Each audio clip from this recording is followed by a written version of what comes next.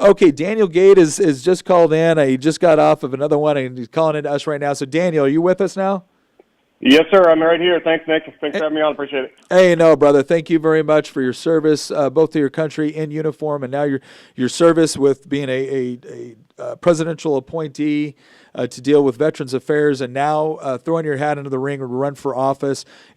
Tough race running statewide is very tough. Ask me how I know, but you've taken on the challenge, and you're doing a great job. Tell us a little bit just about yours, because obviously today's Purple Heart Day. Can you tell us a little bit about your story? I'm gonna draw it out of you, man. We're both combat veterans, but you gave up a lot to serve this country. Tell us a little bit about your story and a little bit about your race. Yeah, absolutely. Well, first off, I'm a 25-year Army veteran. I enlisted in the Army when I was 17, and then went off to West Point later, and then served 20 years on active duty. But about halfway through my active duty time, when I was a captain, I was wounded in combat twice, west of Baghdad in a place called Ramadi. First time I was wounded was relatively minor for me and catastrophic for the soldier next to me who was unfortunately killed in action. His name was Dennis Miller from LaSalle, Michigan. And then 2 months later, I was wounded by an IED, a roadside bomb that ended up costing me my entire right leg. So as we think about Purple Heart Day, I have two of them, and I think a lot about the fact that the Purple Heart is really about love to me. It's about self-sacrifice, about love of country over self, and I think we need a lot more of that in frankly in politics and in our country, and a lot less selfishness. So Purple Heart Day has a special resonance for me. No, and again, rightfully so for all of us. Again, you are not a guy that started off your life thinking, "Gosh, one day I want to be a United States senator." Right? Exactly. We got some similar backgrounds, and we both enlisted when we were very young. You went off to West Point. I went on the NCO track, but I know we've talked a little bit about this, and we both, really thought career military, and we loved it. And you certainly served, for a very long time and on active duty. Why is this the next? Why is, I guess, the battlefield of ideas here in politics? Why is this the next battlefield for you? Well, the campaign motto, the official campaign motto is "Same Oath, New Mission," which refers to the fact that an Army officer and a senator take the same oath to support and defend the Constitution against all enemies, foreign and domestic. And so as I think about this, this is not actually any different than what I've always done, which is to support and defend the Constitution. It's a different level, it's a different sort of work, but it's the same purpose, and that is to defend this system, this Constitution, this system that has made people and kept people free for 10, 11 generations now, and so that's what the stakes are, and that's what I'm in the race for. Well, and let me ask you real quick, why do you see it as that? Because I agree with you. I think this debate has. I think that if you went back a little bit farther in U.S. history, and even not that far, you would find a lot more common agreement about the fundamentals of the American experiment, and you would find agreement that sometimes we've done a good job living up to it, sometimes we haven't, but there's still fundamental commitment to the idea of individual liberty, private property rights, free markets.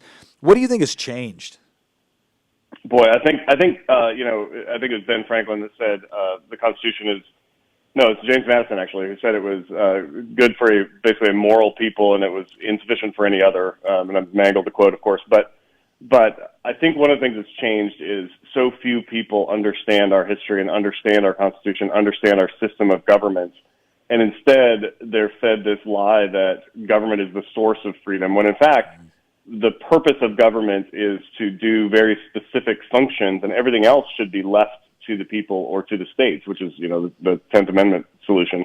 And so as we look at this, I just think that fundamentally it's a failure of education. And I'm really fearful. Now is a scary time. When you see people openly advocating for socialism, you don't even have to look back more than about Venezuela right now, or many, many other countries 20 years ago who were going through the socialist coming out of the socialist revolution and realizing that it had been a terrible mistake, and yet you see people advocating for socialism. Why? Probably because they haven't read their history. Probably because they haven't seen how much pain and misery and suffering that causes, and yet they're advocating for that anyway. And I'm deeply disturbed by that. No, I do. I'm with you on that, and it's amazing to me.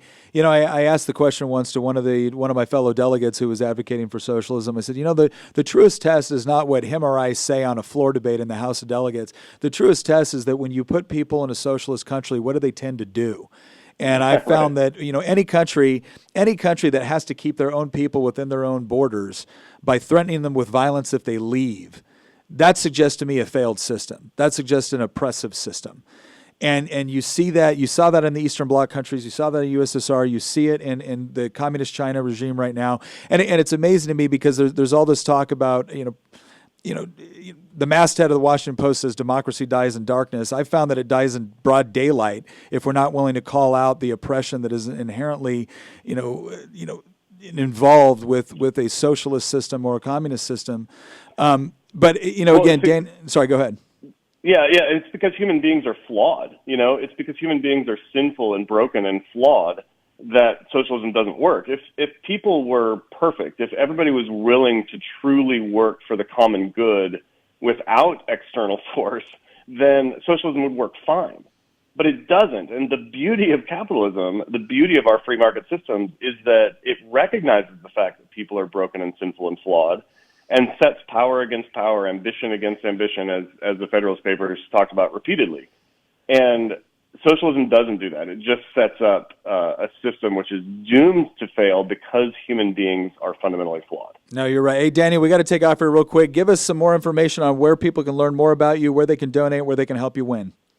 Great, absolutely. So follow me on Facebook and Twitter @GADEFOR Virginia. Webpage is gadeforvirginia.com. And the donation link is gadeforvirginia.com/donate. That would be great. That's a way to help. But we are rapidly taking on volunteers. We're rapidly growing our paid staff, and we've got 88 days to go until a very, very consequential election where career politicians like Mark Warner, it's time for them to go. Mark Twain said that politicians and diapers need to be changed often and for the same reason. And so it's time to get rid of some career politicians and get back to career servants in these positions. Well, Colonel Gade, thank you very much for your service. Thank you very much for your sacrifice, both for you and your family. And again, best of luck to you, and we'll definitely be working with you as hard as we can to make sure we get you over the finish line in November.